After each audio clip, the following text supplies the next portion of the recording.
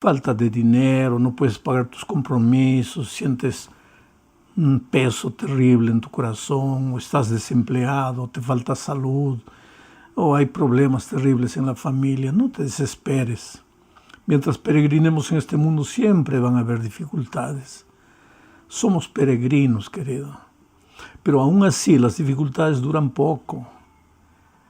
La noche, por más oscura que sea, dura 12 horas. Después sale el sol. Paciencia, calma. Quiero que sepas que oro por ti. No sé quién eres, no tengo tu nombre, pero en las noches cuando me acuesto y el sueño no viene, acostado en mi cama, converso con Dios y le agradezco por tu vida y le pido por ti sin saber tu nombre. Le digo, Dios mío, extiende tu mano maravillosa para toda esa gente linda que se conecta para escuchar los comentarios cada semana. No estás solo, querido. Que Dios te bendiga. Cuídate. Vamos a meditar en la lección número 4 para el 24 de julio del año 2021. El título de la lección es El costo del descanso, el precio del descanso. En otras palabras, ¿cuánto pagas por el descanso? Hay gente que daría cualquier cosa, pagaría cualquier cosa para tener un poco de paz. Hay gente que viajaría al país más distante del mundo para encontrar un poco de paz. Y sabes, por regla general, una de las cosas que quita la paz del corazón, que quita el sosiego, la quietud del corazón y te llena de intranquilidad, de angustia, de conflicto interior, una de las cosas principales, aunque ya la semana pasada vimos que está el egoísmo, está la ambición, en fin, está la hipocresía, pero una de las cosas terribles es la carga del pecado. Cuando hay pecado escondido en el corazón, hagas lo que hagas, no vas a ser feliz. Y tú sabes que el sentimiento de culpa puede llevar a la gente hasta la muerte. Yo me acuerdo que cuando era joven, leí una noticia que me paralizó, me golpeó interiormente, porque una famosa artista de Hollywood una noche subió al hotel y al día siguiente no bajó para la sesión de filmaje. Entonces la llamaron por teléfono, no atendía, tocaron la puerta, no atendía, y trajeron la llave maestra, abrieron la puerta y ella estaba en la tina, había llenado de agua y se había cortado las venas y se había quitado la vida. Pero en la mesa de noche había una carta que ella dejó escrita y decía: yo no me suicidé, me asesinaron. Atrapen al asesino antes que acabe con toda la humanidad. Y en letras grandes decía: el asesino es la culpa por las cosas terribles que hice en la vida. La culpa. La culpa masacra, querido. La culpa es como un martillo que te golpea de día, de noche, no te deja en paz. Entonces, ¿cómo puedes tener tranquilidad, quietud en el corazón? ¿Cómo puedes tener descanso espiritual si estás atormentado por el peso de la culpa? Por eso la lección de esta semana trata del caso de David. Un rey que pecó, un rey sobre quien el peso de la culpa llegó con todo, masacrando su vida. La primera parte del estudio dice agotado y cansado. Ese era el rey David. Vamos a leer segundo libro de Samuel, capítulo 11, versículos 1 y 2. Dice así: al año siguiente, en el tiempo en que los reyes salen a la guerra, David envió a Joab y a sus siervos y a todo el ejército de Israel a combatir a los amonitas, a los que vencieron luego de ponerle sitio a la ciudad de Rabá. David se quedó en Jerusalén, y un día por la tarde, mientras se paseaba por la azotea de su palacio después de la siesta, vio desde allí a una mujer muy hermosa que se estaba bañando. Tú conoces bien la historia de David, pero vamos a revisar algunos detalles que están relacionados con la culpa. El texto dice que en el tiempo en que los reyes salen a la guerra, los reyes no salían para la guerra en el tiempo del invierno crudo de aquellas tierras bíblicas. Eran tiempos buenos. Entonces, si un país quería guerrear contra otro, quería pelear contra otro, no mandaría a sus soldados a morir en el invierno. Mandaba sus soldados en el tiempo bueno. Bueno, había llegado el tiempo de la guerra y David mandó a su ejército a la guerra contra los amonitas y él se quedó en el palacio en Jerusalén. Pero mira que el texto dice en el tiempo en que los reyes salen a la guerra, porque los reyes acompañaban a su ejército a la guerra.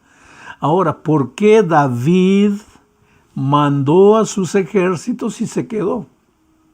Ahí ya comienza el problema.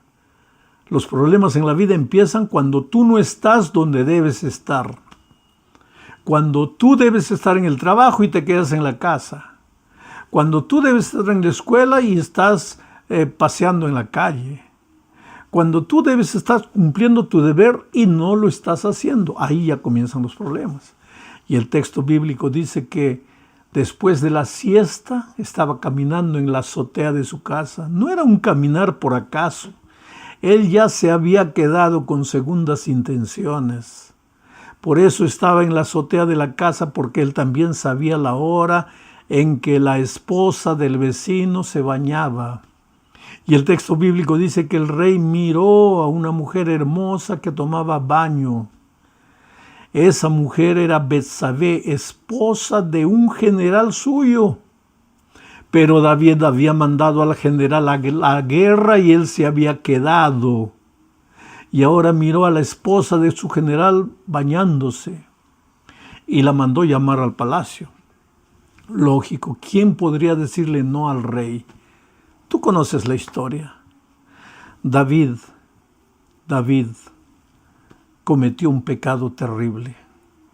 No fue solamente adulterio, fue un cóctel de pecados.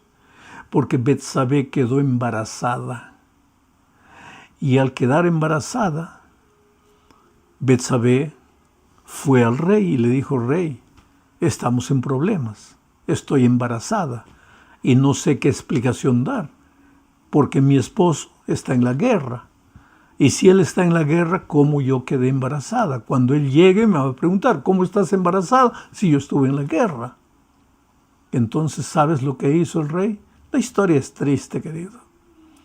Mandó traer al general de la guerra, del campo de batalla, y le dijo: ve a dormir con tu esposa. Mira, urdió un plan para engañar al esposo.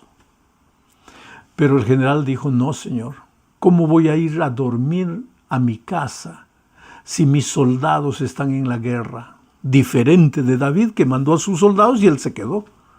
El general dijo no.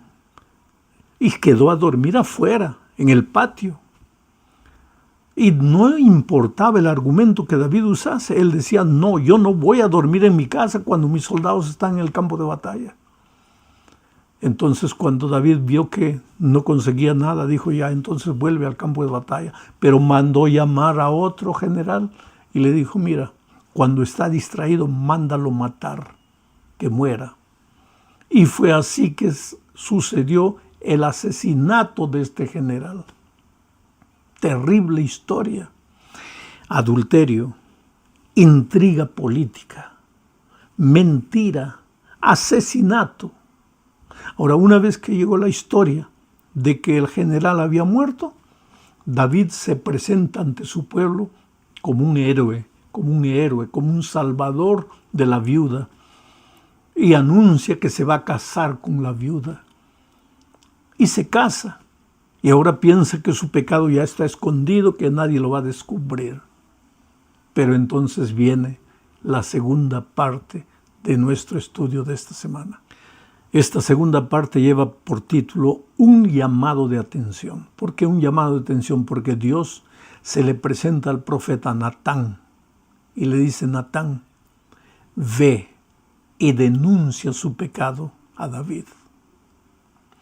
Y Natán no va, porque ahí tenemos otra lección que aprender, querido, porque a veces cuando nos toca mostrarle el pecado a alguien, hay gente que se ufana diciendo, yo no tengo pelos en la lengua, yo llamo al pecado por el nombre que le corresponde. Pero Natán no fue así, no fue, oh rey, tú has pecado, has cometido adulterio, intriga política, asesinato. No, no, no. Con sabiduría, porque los hombres de Dios son sabios, y si alguien tiene falta de sabiduría, pídala a Dios. Y Dios te va a dar sabiduría. Natán fue con sabiduría y le contó al rey una parábola. Se presentó a David y le dijo, rey, por favor, necesito que me ayudes, necesito tu consejo, necesito tu opinión. Y pues David era el rey, el líder. Y dijo, muy bien, Natán, qué bueno que has venido. Dime en qué te puedo ayudar, te voy a aconsejar. ¿Cuál es el problema? Y entonces ahí le contó Natán la parábola. En una ciudad había un hombre rico que tenía muchas ovejas y había un hombre pobre que tenía una sola ovejita. Y vino a visitarle al hombre rico un amigo. Y el hombre rico, en lugar de matar una de las muchas ovejas que tenía, mandó matar la única ovejita del hombre pobre. Mi señor rey, le dijo Natán mirándole a los ojos a David, ¿qué debería hacer con este hombre rico que abusó del hombre pobre? Y el rostro de David se puso rojo de ira. Apuntó con el dedo y dijo, manda matar a ese hombre. Ese hombre merece morir. Y el profeta lo miró y le dijo, rey, ese hombre eres tú. Tenías todas las mujeres del reino, pero tomaste la única esposa de tu general. Y en ese momento el mundo le cayó encima a David.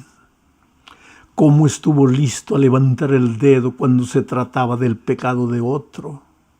Pero ahora se dio cuenta que él era el propio pecador y salió desesperado en la noche oscura. Permíteme imaginar un poco esto.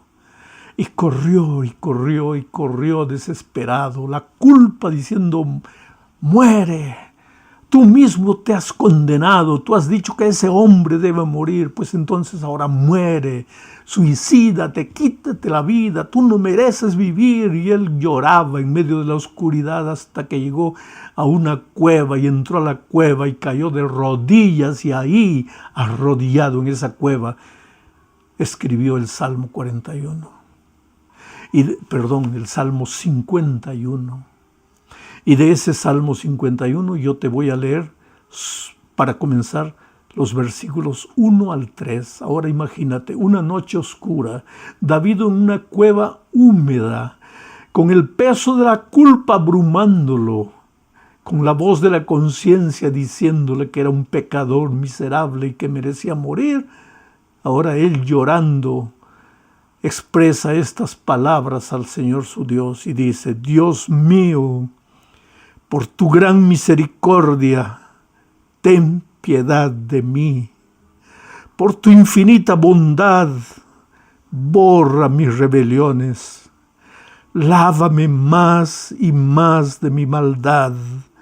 Límpiame de mi pecado. Reconozco que he sido rebelde. Mi pecado está siempre ante mis ojos. Oh, querido, qué tremenda oración. Oh Señor, no hay nada bueno en mí. Soy basura, soy pecado. Cuando se trató del pecado de otro, cómo me apresuré a levantar mi dedo y apuntar el pecado ajeno. Pero ahora comprendo que yo soy el pecador. Señor, perdóname, lávame, límpiame, purifícame. Y querido, cuando tú arrepentido clamas a Dios, la palabra no sale de tu boca y la respuesta divina ya llega a tu vida. Y Dios lo perdonó. Pero el hecho de que Dios perdona no quiere decir que no vamos a sufrir las consecuencias. Por eso yo siempre digo, querido, que Dios nos libre de caer en el pecado, pero que Dios nos libre de sufrir las consecuencias, porque el pecado, por más horrible que sea, Dios no nos perdona, Dios nos perdona, pero las consecuencias, Dios no nos libra de las consecuencias. Y las consecuencias para David fueron terribles. Ese niño que esperaba a Betsabé murió. Y David sabía que era consecuencia de su pecado. Sus hijos pelearon unos con los otros. Uno de los hijos quiso violar a su hermana. Y cada vez que aparecía un problema familiar, David sabía, es mi culpa, es mi culpa, es mi culpa, porque el martillo de la culpa es así. Su hijo Absalón se rebeló contra él. Y la conciencia le decía, tú eres el culpable. Qué buen ejemplo le diste a tus hijos. Pero querido, aún las consecuencias pasan. Y aunque Dios no nos libre de las consecuencias, Dios nos da las fuerzas para cargar las consecuencias, para soportar las consecuencias. Pero el perdón de Dios es absoluto. En el momento que tú clamas, el perdón llega a tu vida y ahora ya no tienes inquietud en el corazón, ahora ya tienes paz en el corazón. Pero ahora vamos al Salmo 51, 7 al 10. Y aquí vamos a ver algo nuevo que David le pide a Dios. La oración dice, purifícame con hisopo y estaré limpio. Lávame y estaré más blanco que la nieve. Lléname de gozo y alegría y revivirán estos huesos que has abatido. No te fijes ya en mis pecados, más bien borra todas mis rebeliones. Dios mío, crea en mí un corazón limpio, renueva en mí un espíritu de rectitud. ¿Sabes de lo que David está pidiendo? ¿Sabes eso, algo bueno que David le está pidiendo a Dios? Es una nueva naturaleza, un corazón nuevo, un espíritu recto. ¿Por qué? Porque cuando el hombre cayó en el pecado, adquirió la naturaleza pecaminosa y esta naturaleza pecaminosa nos empuja al pecado, nos lleva al pecado, nos subyuga al pecado. Necesitamos la naturaleza de Cristo, la mente de Cristo, el espíritu de Cristo. Necesitamos un corazón nuevo y Dios ha prometido que nos dará ese corazón nuevo. Por eso la oración de Juan es, el que confiesa sus pecados, Dios le perdonará y lo limpiará de toda maldad. Porque nosotros no necesitamos solo el perdón, necesitamos la purificación. No necesitamos solo la justificación, necesitamos la santificación. En la justificación Dios lleva sobre sí nuestros pecados, pero en la santificación Dios purifica la fuente de nuestro corazón. Trabaja con nuestro corazón nuevo, nos enseña a andar en sus caminos, porque ¿de qué va?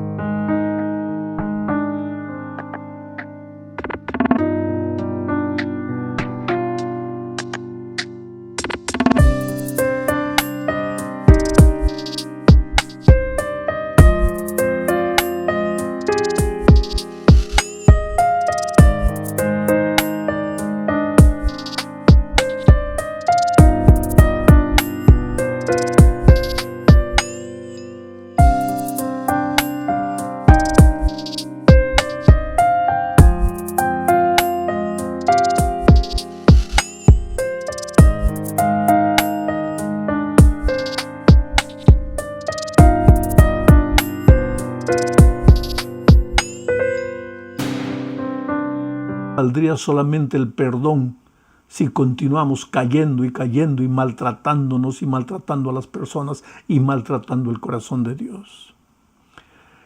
Ahora, Me impresiona la última parte de este estudio bajo el título de Reflectores de Luz. Mira la oración de David, una vez perdonado, purificado.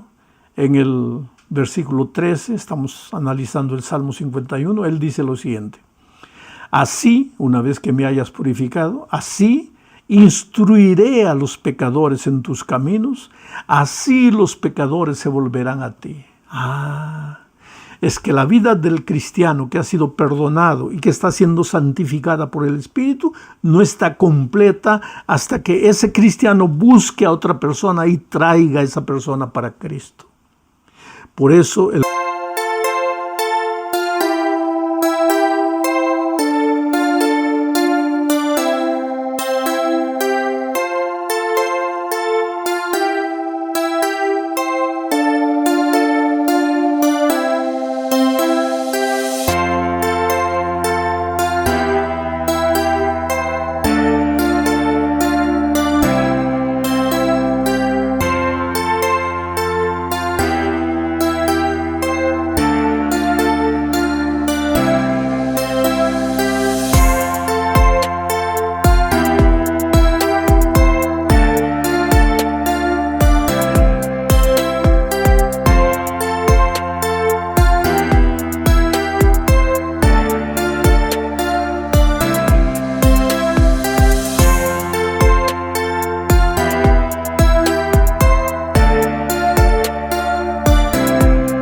propio David clama por perdón, clama por purificación, clama por un corazón nuevo, clama por un espíritu recto, pero dice de esta manera, así, entonces yo instruiré a los pecadores en tus caminos, les enseñaré la palabra de Dios a ellos, los traeré a tus pies.